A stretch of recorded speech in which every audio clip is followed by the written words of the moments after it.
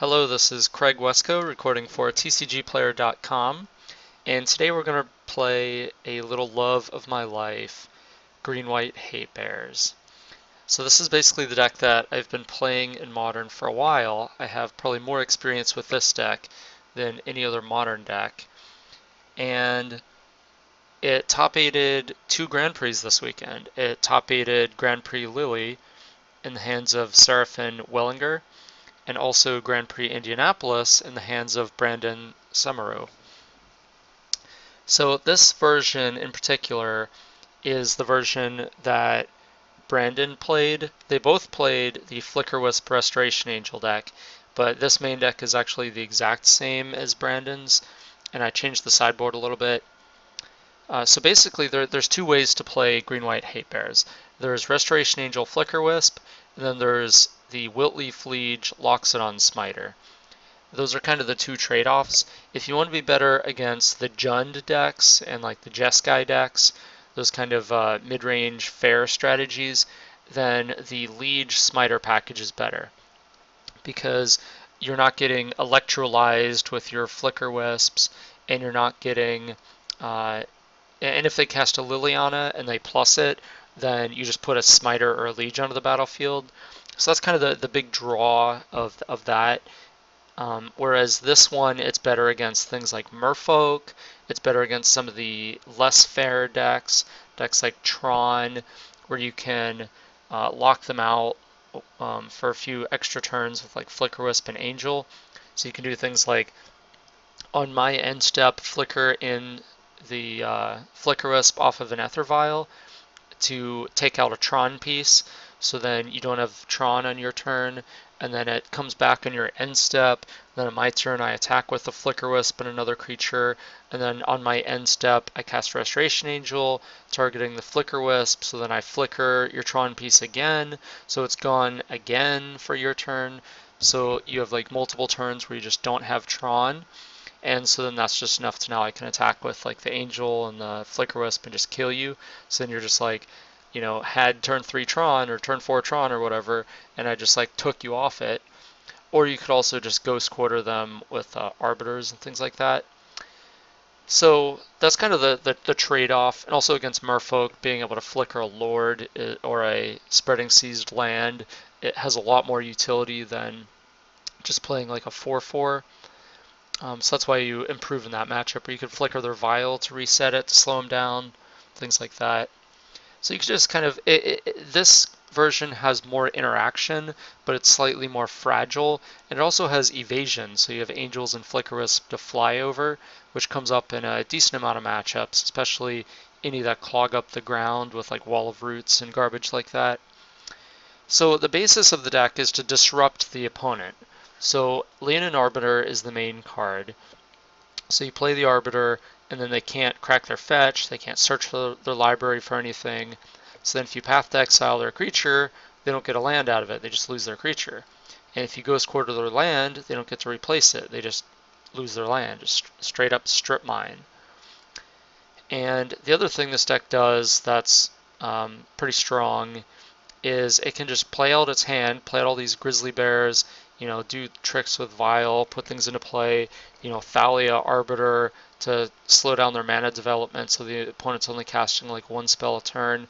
But then once you draw enough lands to cast all your Grizzly Bears and 3 mana creatures, you can start sacrificing your Horizon Canopies to draw more cards, to get more action, or you can start activating Gavany Township to make your guys bigger. So Township just makes all your dudes into, you know, your Grizzly Bears into 3 mana, you know, 3 power creatures and then 4 power creatures. So then we kind of have inevitability in that sense. It also works with Kitchen Finks, because if Kitchen Finks dies and it persists back, you gain the 2 life and it gets a -1/-1 counter. So then you can activate the Gavany Township to give it a +1/+1 counter. And those 2 counters cancel each other, and so the Finks just has no counters on him. So then if he dies again, he gets the -1/-1 counter, and you do it all over again. So it's a way to just basically have this threat that doesn't die, if you get that combo going. And so that's kind of the way the main deck works. We're just kind of a mana kind of choking denial deck with the Ghost Quarter, the Arbiter, the Thalia. And then we can also take them off lands with Flicker Wisp and Restoration Angel tricks. You can Eternal Witness the Ghost Quarters back. So we're really forcing the opponent to play off few lands, few mana resources, and then we want to kind of win the game with these bears that are applying pressure in addition to the disruption. And then we only have a light amount of actual removal, so we only have the 4 paths.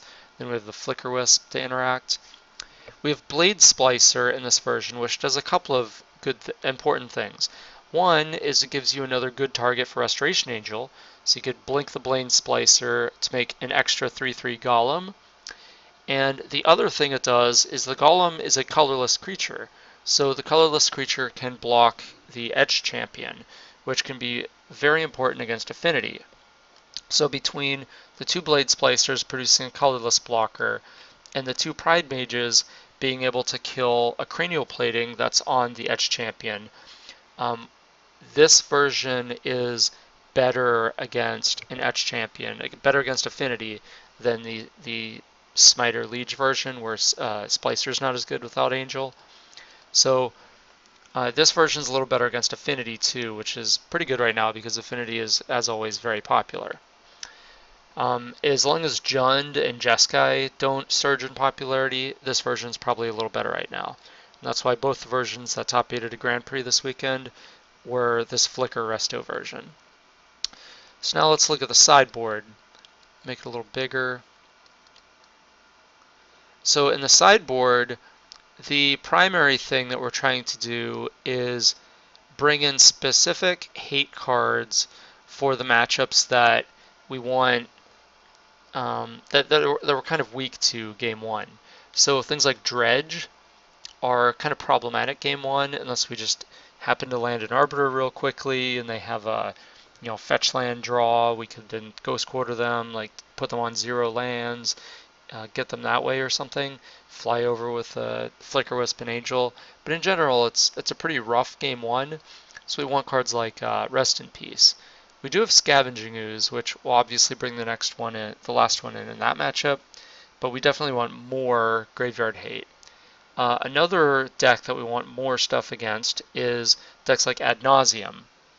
So Gaddock Teague is very helpful there, as is Stony Silence, to take them off Lotus Bloom and Prism.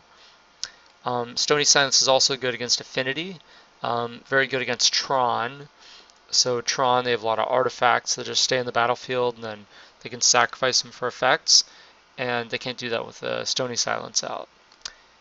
Sunlance is really good against any of the aggressive creature decks, so Elves, Merfolk, Burn, basically anything with Wild Nacatl, Affinity. So it comes in a lot of those super fast aggro matchups. Even Infect, it'll kill anything except an Ink Moth. And we have 4 Ghost Quarters for the Ink Moth. So this is a really good card in that matchup. And then we have Kitchen Finks, which comes in against Burn to gain some life. Also against Jund and any of the kind of fair mid-range type matchups where just it's an attrition fight. Very good against Liliana of the Veil. Just sack the Finks, persist back. Dismember is for Eldrazi decks and Infect decks primarily, and it can also come in anytime that we need just another removal spell. It's a little awkward that it doesn't kill a Tarmogoyf now in a lot of decks because Tarmogoyf just becomes a 5/6 very quickly with everybody playing like Mishra's Bauble and stuff like that. But fortunately we have things like Rest in Peace and Scavenging Ooze, so Tarmogoyf's not really a big problem. Linvala is kind of a bullet card against Elves. Again, I mean, Elves, they basically, under Linvala, they just have to hope to just play an Archdruid and a bunch of, little 1-mana Elves and attack us, which is generally not a strategy that's going to work. So if we can land a Linvala and the opponent's not too far ahead, which we have cards like Sunlance to buy us time to make sure that doesn't happen, then Linvala would just kind of shut the game down and win us the game. Now, one piece of innovation that I first heard from Brian DeMars when he was playing Green-White Hatebears, which I believe Brandon played in his version, is Tech Edge Life from the Loam. So we already have Ghost Quarter, but then you bring in another land destruction spell. I think Brandon had 2 Tech Edge and 2 Life from the Loam, so he's just like really in on this. But the idea is to just like in the matchups, like Tron and Valakut and things like that, where the land destruction plan is our primary plan and it just kind of has to work if we're going to win, then this strategy is just kind of like making sure that happens. So we have now 6 land destruction spells. We have 4 quarter. Well, I have just 1 Tech Edge. So 5. We have 5 land destruction spells, and then we have the Life from the Loam to just recur them. So if we can get an Arbiter on the battlefield and we Ghost Quarter the opponent, and then we Life from the Loam the Ghost Quarter back, we can just lock the opponent out. And if we don't have the Arbiter in some matchups, that's still fine. We can take them off key cards like Valakut or Tron pieces, things like that. And you literally kill 4 Urza's towers, and then they cannot assemble Tron for the rest of the game. And they probably only have like 1 to 2 basic lands in their deck. And so even if we don't have an Arbiter, we just Ghost Quarter them down, to their 2 basics, and then every Ghost Quarter after is just a straight up strip mine. So that's an interesting package that comes in a lot of those types of land, very important like land ramp type strategies, Scape Shift, Valakut, Primeval Titan, Tron, stuff like that. And it's also a reasonable value card in matchups where Rest in Peace does not come in. So a couple of cards that you could also run that other people are running. Bornton Forge Tender is good against things like Anger of the Gods. It's another card that's good against Burn. Burn won the Grand Prix in Indianapolis. If it grows in popularity even more, maybe that's something we want to put back in. Selfless Spirit counters a lot of the same things Forge Tender does, so it'll counter an Anger of the Gods, a Pyroclasm, but it'll also stop a Kozilek's Return or a Supreme Verdict. So if those cards become more popular, Selfless Spirit is a card to consider. A card to consider main deck is Voice of Resurgence. It's certainly better in the Wiltleaf Liege version because it becomes a 4/4, but also reasonable just as a magic card because it's really good. But yeah, those are basically the main considerations. I added the Gaddock Teague. That's a card that Brandon didn't play in his, just because it's good against the combo decks and good against basically all the unfair spell-based decks. So anyway, this is a Green-White Hatebears deck that I've been playing for a long time, and hopefully I can show you some interesting interactions with this deck and have some fun.